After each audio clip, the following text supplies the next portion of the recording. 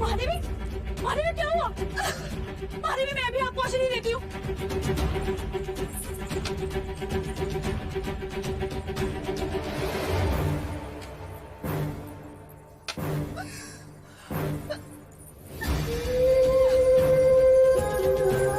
महादेवी ने तो औषधि ली ही नहीं।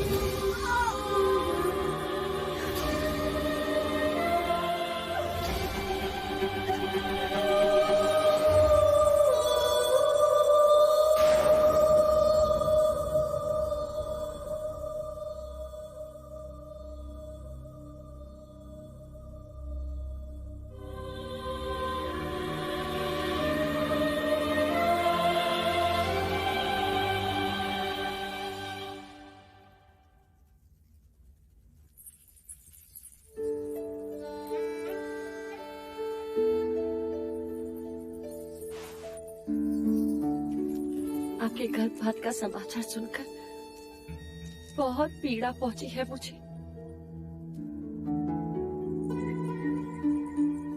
मैंने सारे प्रश्न ही मिटा दिए मंगला दीदी। अब राम कृष्ण को एक साथ एक ही में देखेंगे, बस एक ही आंखों की शकुन वाली।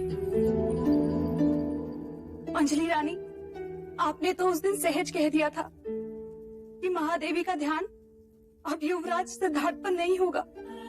बस तब से कह रही थी कि मंगला दीदी ने मेरी आंखें खोल दी।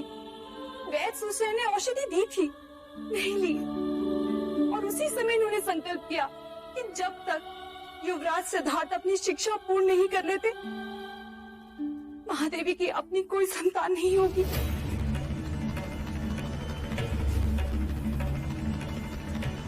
इतना बड़ा त्याग।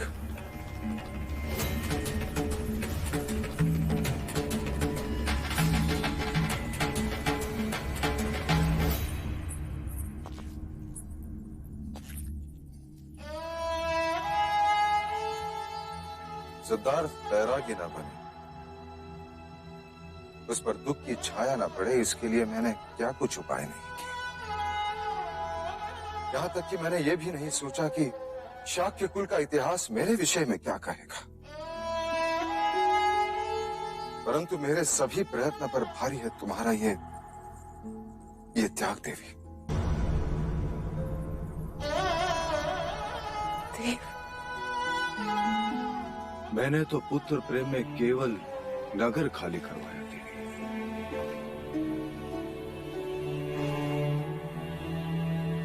परंतु तुमने युवराज सिद्धार्थ के लिए अपनी कोख खाली कर दी। ये प्रमाणित कर दिया कि संबंध केवल रक्त से नहीं, प्रेम से भी बनते हैं। तुम्हारे जैसे मां का दृष्टांत कदाचित ही आने वाले इतिहास में कोई होगा। तुम्हारी इस भीष्म प्रतिज्ञा पर मैं नतमस्तक हूं देवी।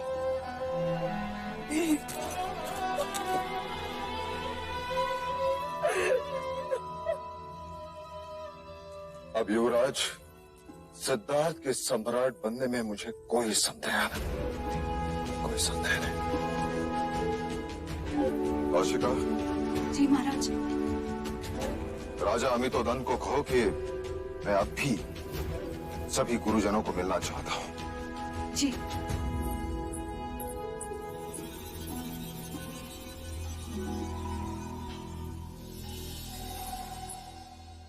गुरुवर्य कौंडिन्य, कैसे चल रहा है शाक्य कुमारों का प्रशिक्षण? उत्तम, अति उत्तम महाराज। कुमार सिद्धार्थ को वेदों की प्रत्येक ऋचा स्पष्ट अर्थ सहित कंठस्थ है। ओम पूर्णमदः पूर्णमिदं पूर्णात् पूर्णमुदच्यते पूर्णस्य पूर्णमादाय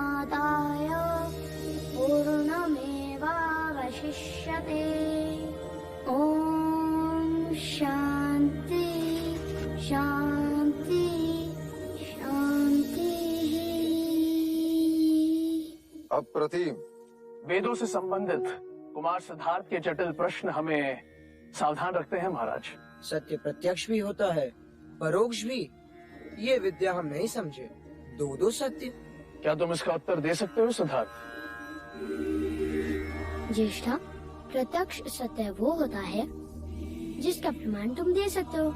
अर्थात वर्षा हुई और नदी का जल स्तर बढ़ा। पर परोक्ष सत्य अर्थात वर्षा नहीं हुई फिर भी नदी का जल स्तर बढ़ा। ऐसे कैसे? क्योंकि पहाड़ों में वर्षा हुई और पानी नदी में बह गया और नदी का जल स्तर बढ़ गया। जिस सत्य का हम प्रमाण नहीं दे सकते वो परोक्ष सत्य है। महाराज, अश्व सवारी में भी अति निपुण है युवराज।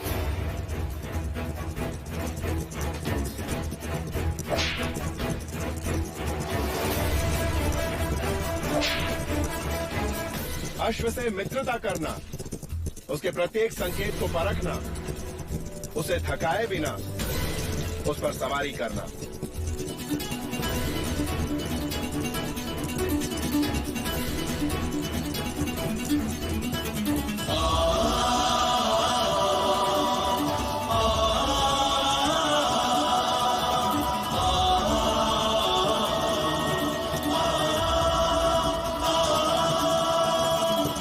चातुर्य अद्भुत, संगीत ज्ञान अकल्पनीय, नृत्य की भाव भंगिमाओं की भी जानकारी है और शब्दों से ज्यादा आंखों से बात करते हैं युवराज। और शस्त्र अभ्यास आयुध विद्या में कितने पारंगत हैं युवराज?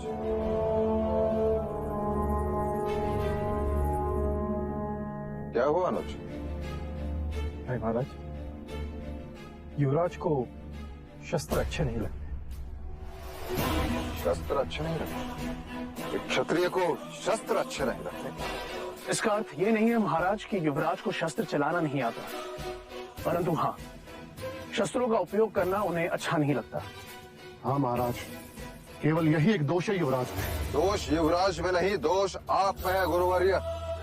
मैंने आपको आदेश दिया था कि युवराज को ऐसा योद्धा बनाओ कि संपूर्ण भारतवर्ष के योद्धा उसके समक्ष नतमस्तक हो। अवश्य ऐसा ही होगा महाराज। मिट्टी में छुपे लोहे से तलवार बनने में समय तो लगता ही है, पर हमें धैर्य रखना होगा।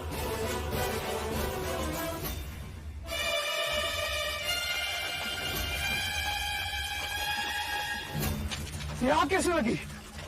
गुरुजी, हम कुटिया बना रहे थे, अचानक देवदत्त भैया ने आके उसमें आग लगा दी। हाँ गुरुजी, उस वक्त चलना कुटिया के भीतर था। देवदत्त, देवदत्त, क्या तुमने ये किया? हाँ, क्यों? आपको पाप से बचाने के लिए। कुटिया बनाते समय अछूत चन्ना ने मदद की थी, इस कारण। केवल इस कारण तुमने कुटिया जला दी? हाँ गुरुजी, अछूत के हाथों बनी कुटिया में आपको कैसे रहने देता? देवदत्त, तुम्हारी गुरु भक्ति से मैं बहुत प्रसन्न हूँ। आज से तुम्हें एक अधिकार देता हूँ। मेरा मल मूत्र तुम उठाओगे।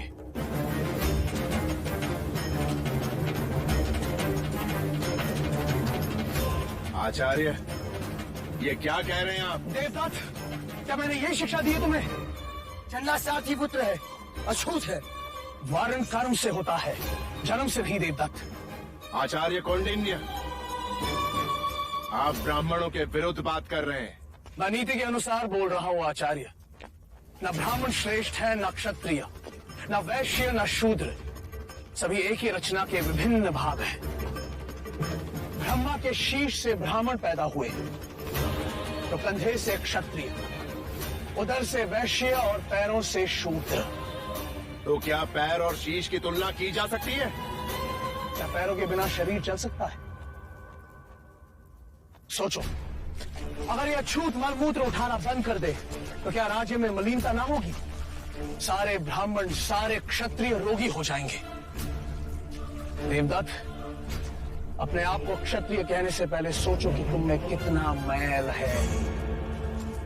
और आचार्य अश्वपाल, क्षमा कीजिए, विद्यार्थी के समक्ष गुरुजनों का विवाद पक्षपात का संकेत है। उनकी श्रद्धा घटती है। सिद्धार्थ कहाँ है? गुरुजी, उस तरफ जाते हुए देखा था मैंने उसे।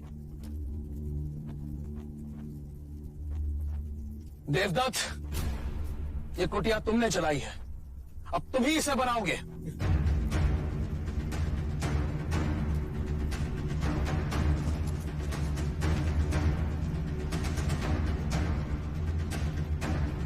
पक्षपात तो अब होगा आचार्य कौंडिन्य।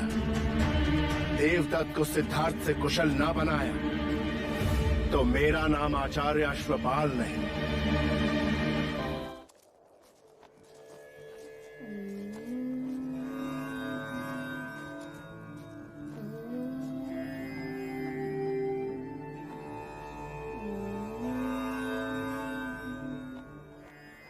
सिद्धार्थ, तुम यहाँ क्यों चले आए? आप ही की तो सीख है आचार्य। क्रोध अग्नि स्वरूपा है और ध्यान जल स्वरूपा। क्रोध नष्ट करता है और ध्यान श्रेष्ठता बढ़ाता है। यदि मैं वहाँ होता तो ज्येष्ठा पर क्रोध कर बैठता, इसलिए यहाँ चला आया। सच कहा तुमने। आज मैं भी तुम्हारे साथ ध्यान में बैठना चाहता हूँ।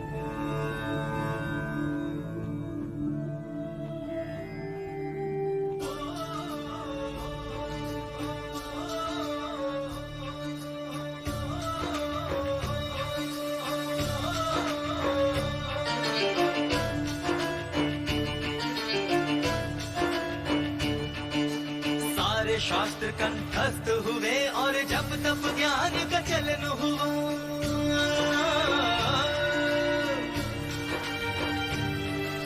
छोटे से बड़े, बड़े से छोटे, बिंदु सिंधु का मिलन हुआ।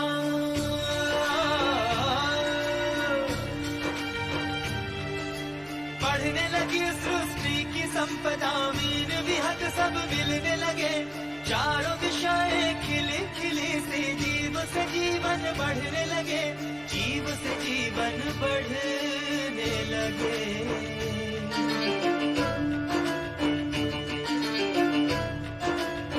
हो गति अश्व की, मति मनुष्य की, युद्ध नीति तलवार प्रहार।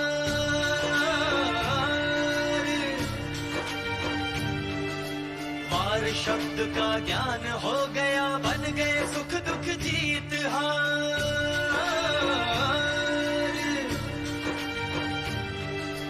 हवन ज्ञान का पूर्ण हुआ, विकसित हुआ ज्ञान भंडार।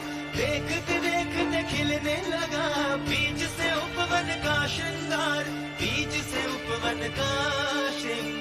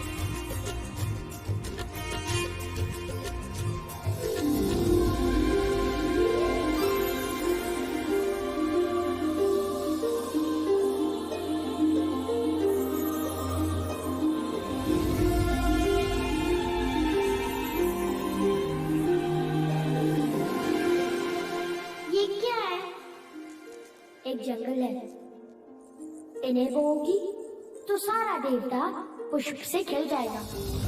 देखो सिद्धार्थ, तुम्हारे दिए हुए बीजों से पूरा वन खिल गया है। मैं आ रही हूँ कपिलवस्तु के कुमारों की परीक्षा देखने।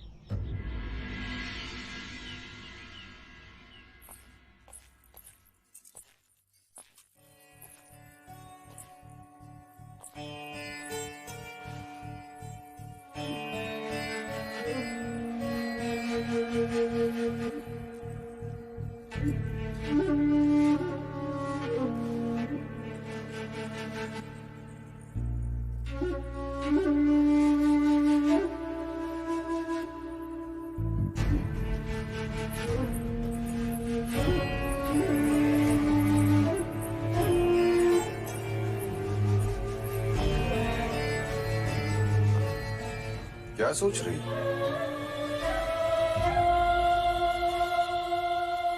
तुम्हारे हाथ कांप रहे हैं?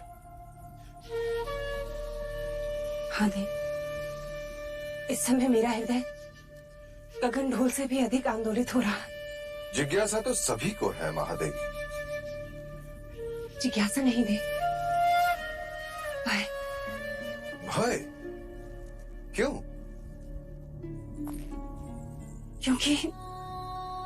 क्योंकि आज सिद्धार्थ के साथ साथ मेरी भी परीक्षा है। केवल तुम्हारी नहीं देवी, मेरी, गुरुजनों की, संपूर्ण शाक्य कुल की परीक्षा है। आज कपिल वस्तु के भविष्य और असित मुनि के वचन दोनों को परखा जाएगा। यदि आज सिद्धार्थ ने अपनी क्षत्रियता का प्रमाण नहीं दिया तो मैं अपने आप को कभी क्षमा नहीं कर पाऊंगी देव। तुम चिंता मत करो महादेवी, जो हवन निष्ठा से किया जाता है उसका फल भी अवश्य मिलता है। तुम केवल इतना सोचो कि हमने एक लोहे के टुकड़े को गुरुकुल भेजा था, अब तलवार देखने जा रही हो। चले।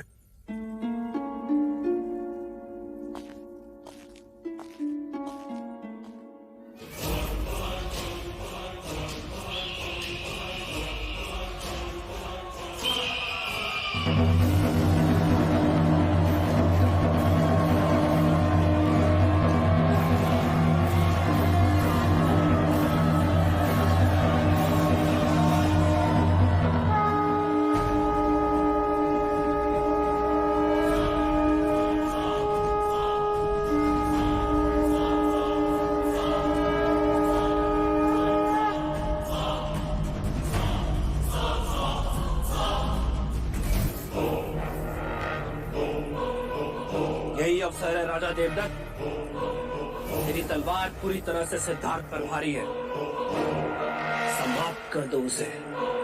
ना रहे बांस, ना बजे बांसुरी। ना रहेगा सिद्धार्थ, ना होगा उत्तराधिकारी। राजगद्दी पर अपना अधिकार सिद्ध कर दो। गुरु अश्वपाल ने कहा है, प्रथम परीक्षा तुम्हारी ही होगी सिद्धार्थ समक्ष।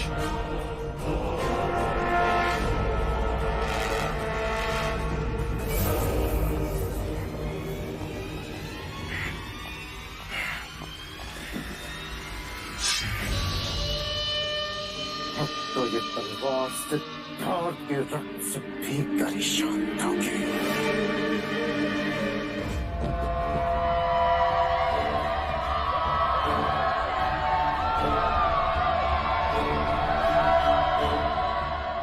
आज दो की जोड़ियों में प्रतियोगिता होगी। जो श्रेष्ठ होगा वही दूसरे प्रतियोगी के साथ युद्ध करेगा।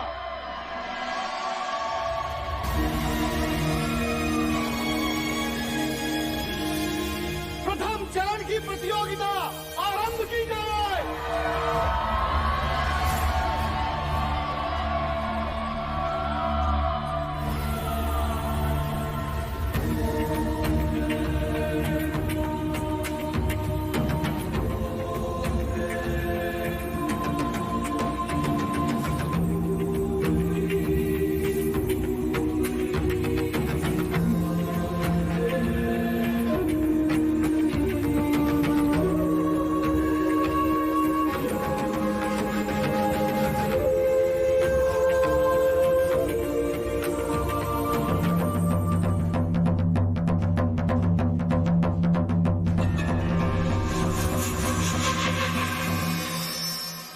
साम दाम दंड भेद मार्ग जो भी हो, परंतु सर्वश्रेष्ठ मेरा देवदत्त ही होना चाहिए।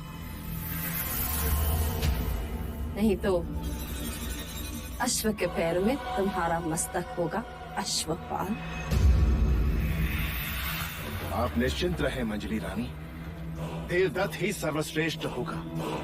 उनकी विजय से ही तो मैं भी कौंडिन्य के सामने सर्वश्रेष्ठ बन पाऊंगा।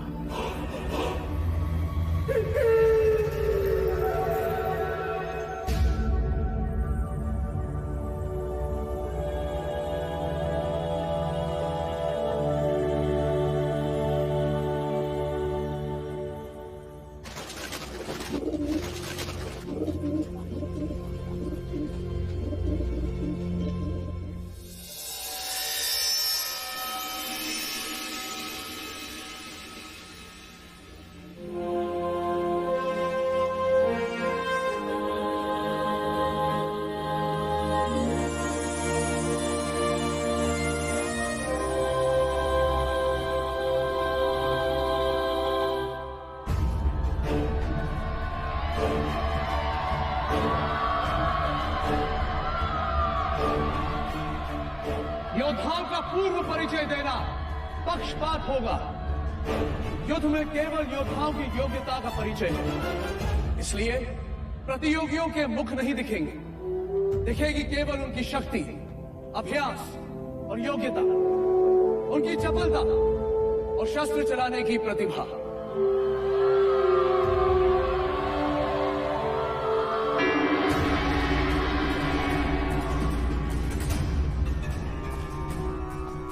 अपने शत्रु को समाप्त करने की तैयारी कर लो देवदत्त। राजगद्दी और तुम्हारे बीच केवल एक तलवार जितनी दूरी है।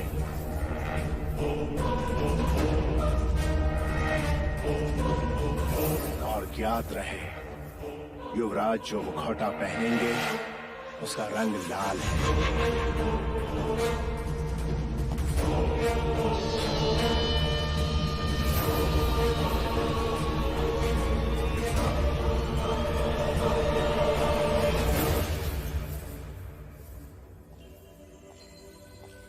सिद्धार्थ, ये मुखौटा तुम्हारे लिए।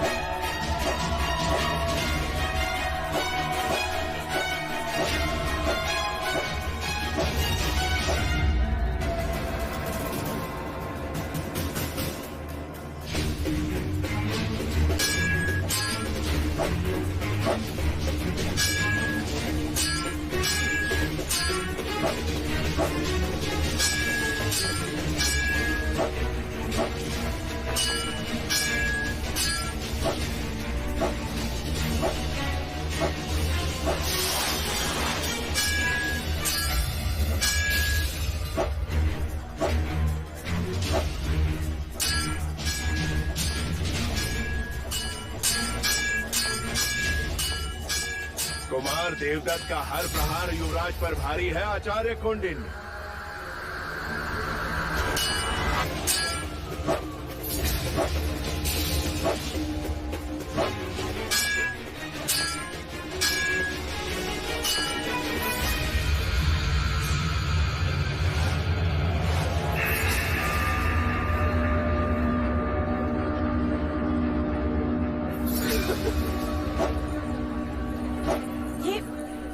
ये छल है।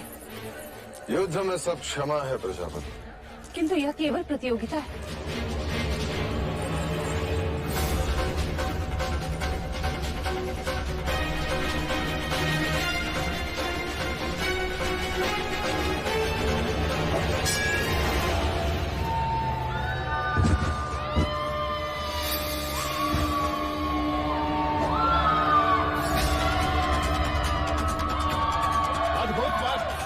तुम्हारी स्फूर्ति अद्भुत है।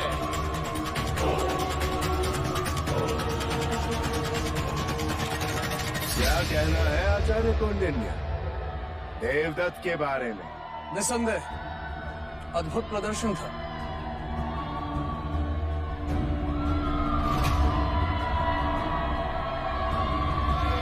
राजगद्दी और तुम्हारे बीच केवल एक तलवार जितनी दूरी है। युवराज जो मुखौटा पहनेंगे उसका रंग लाल है।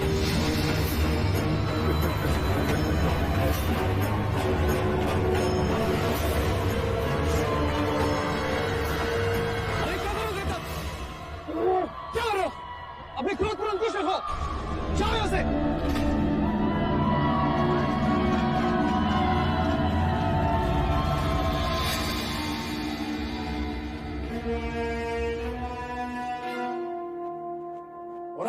हमारी प्रथम प्रतियोगिता के विजेता है युवराज सिद्धार्थ।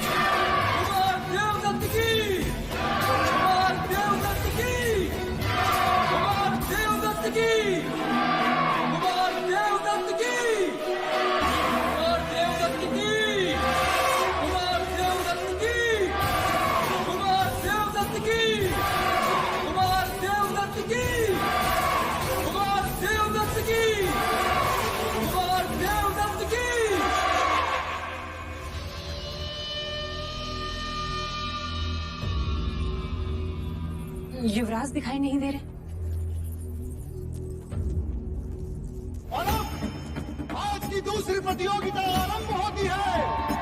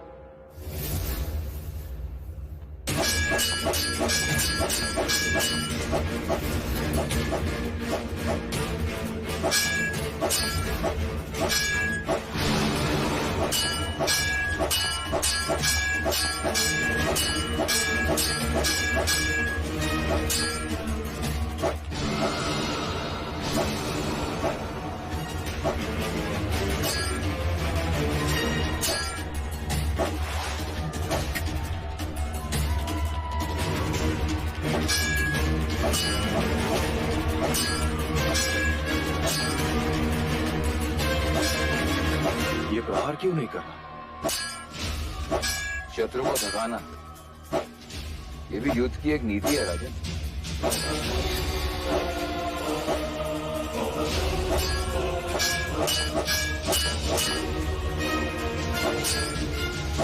प्रतिभा करो, ये परीक्षा है, प्रतिभा दिखनी चाहिए।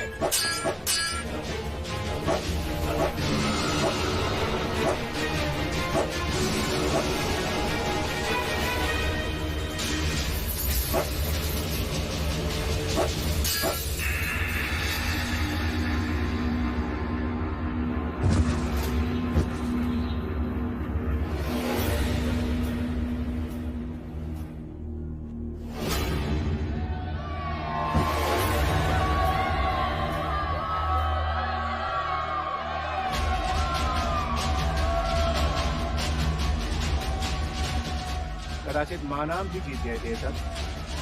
अब कोई अंतर नहीं पड़ता कि किसकी जीत हुई और किसकी हार। सिद्धार्थ की पराजय हुई, यही हमारी सबसे बड़ी विजय है। पता नहीं महाराज को जब ये मालूम होगा तो क्या होगा। सिद्धार्थ। और आज के एक और विजेता है युवराज सिद्धार्थ गौतम।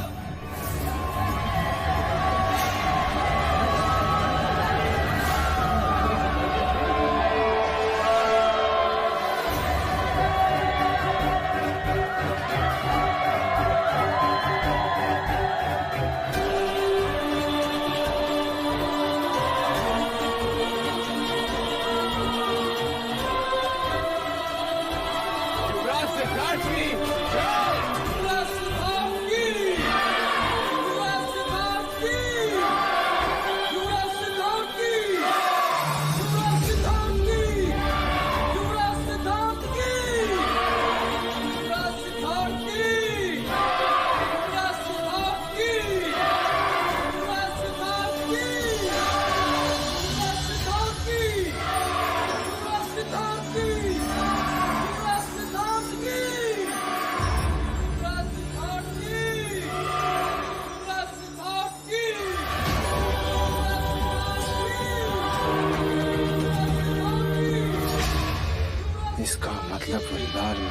सिद्धार्थ नहीं था, कपट हुआ हमारे साथ।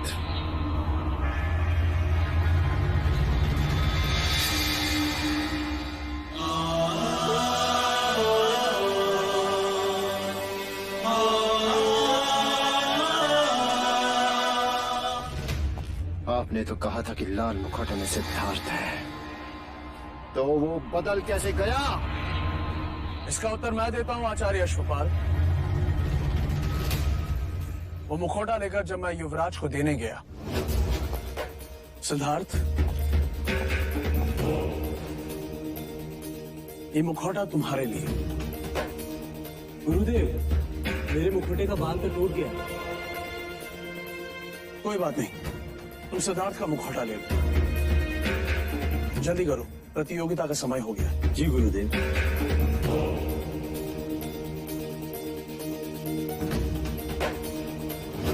गुरु के लिए प्रत्येक शिष्य समान होना चाहिए। आचार्य अश्वपाल, कुमार देवदत्त के लिए आपका पक्षपात अच्छा नहीं। उस मुखौटे ने आपका मुखौटा उतार दिया है।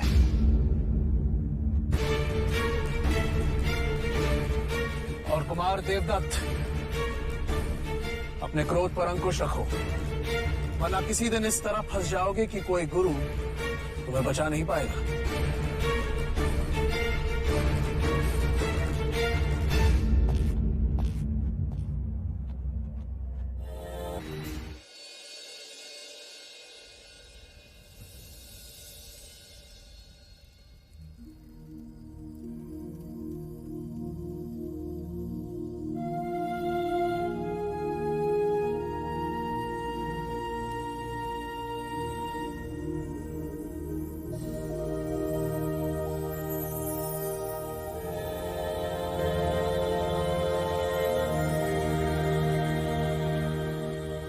जिस तरह ग्रह से ब्रह्मांड का, हस्तरेखा से भविष्य का ज्ञान होता है, उसी तरह शरीर के इन बिंदुओं से शरीर की भीतरी परिस्थिति का संबंध होता है। जैसे नाड़ी परीक्षा से चिकित्सक को हृदय की गति का ज्ञान होता है। ये शरीर 10 भागों में विभाजित है। ये मध्य रेखा और दोनों ओर 5-5 विभाग। आज भी बड़े बड़े योगी चिकित्सक इस विषय पर विश्लेषण कर रहे हैं कि शरीर की पीड़ा का उत्तर स्वयं शरीर के पास ही है। हर एक अंग का प्रतिनिधित्व हाथ की हथेलियां और पैर के पंजे करते हैं। ऐसा कैसे हो सकता है? जैसे मस्तिष्क की पीड़ा को दूर करने के लिए आंखों के कोने की दोनों ओर 2 उंगली दूर दबाव देने से पीड़ा में राहत मिलती है।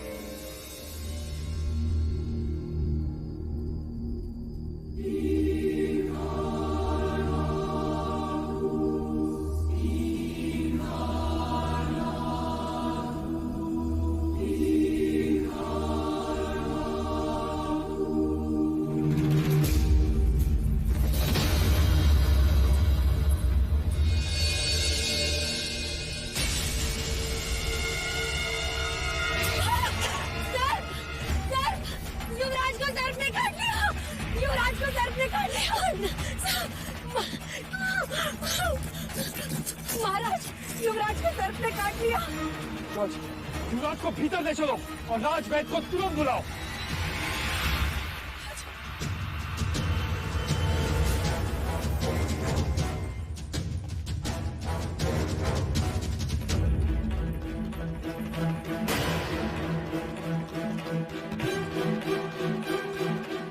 वैदराज, युवराज को सर्प ने काटा है, मैंने देखा।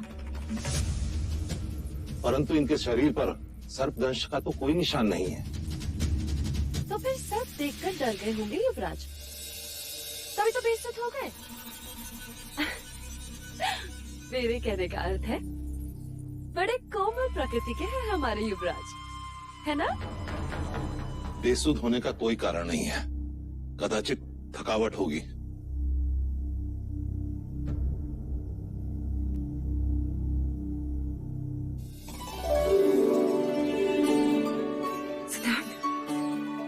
अब कैसा लग रहा है युवराज? कुछ नहीं। कुछ नहीं तो अचानक बेसुध कैसे हो गए? चिंता का कोई कारण नहीं है पिताजी। सिद्धार्थ पुत्र। माँ, इस समय मैं आपको कुछ भी नहीं बता पाऊंगा। मुझे तुरंत आचार्य कौंडिन्य के पास जाना होगा। चलो चन्ना। सिद्धार्थ ये तो बताओ हुआ क्या? निश्चिंत रहे पिताजी, लौट कर बताऊंगा सब कुछ।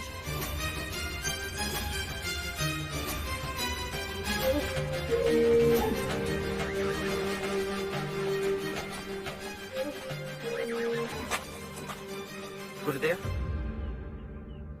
प्रणाम। गुरुदेव, मैंने मनुष्य शरीर के बारे में एक बात खोज ली कि शरीर के कुछ बिंदु दबाने से मनुष्य बेसुध हो सकता है। क्या? जी गुरुदेव, देखिए।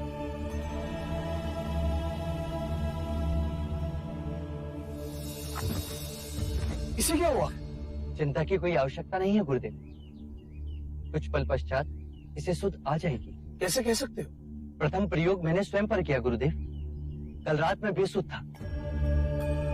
अब हमें युद्ध में शत्रुओं को मारने की आवश्यकता नहीं पड़ेगी। शरीर के बिंदु दबाने से वो बेसुध हो जाएंगे और अनिवार्य हुआ तो हम उन्हें बंदी बनाकर युद्ध जीत सकते हैं।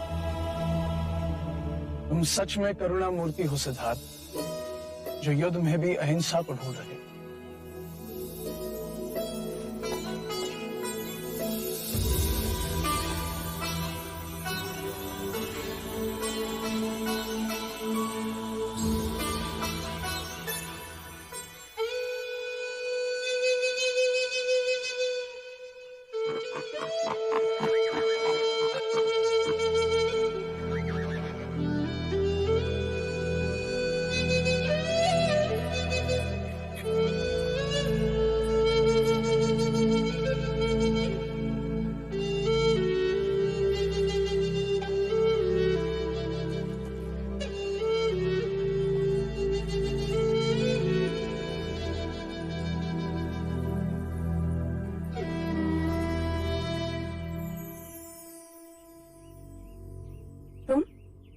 तुम कब आए? जब आप बांसुरी वादन में लीन थी। माँ, मैंने बहुत बार देखा है, जब भी आप आनंदित होती हैं या निराश होती हैं या जब स्वयं को अकेला पाती हैं, तो आप इस पेड़ के नीचे आके बैठ जाती हैं। आप क्यों बैठती हैं माँ? इस पेड़ में ऐसा क्या है? ये माया है,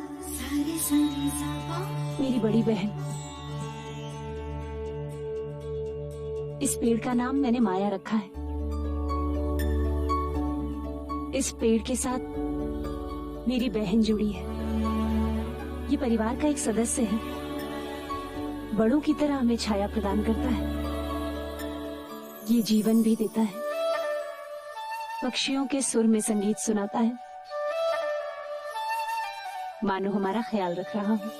जगमग है जिससे जग सारा, सत्य कथा पुरुषार्थ कथा